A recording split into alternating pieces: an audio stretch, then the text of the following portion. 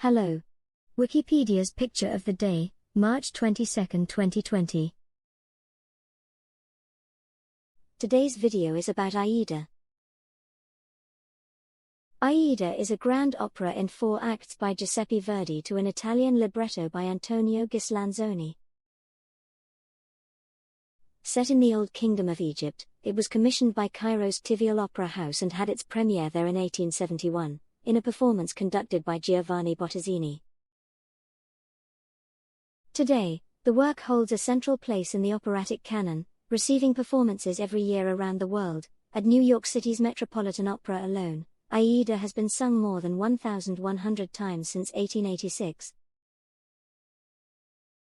This picture shows Philippe Chaperon's set design for the finale, Act 4, Scene 2, of Aida's premiere at the Palais Garnier in Paris, which took place on the 22nd of March 1880.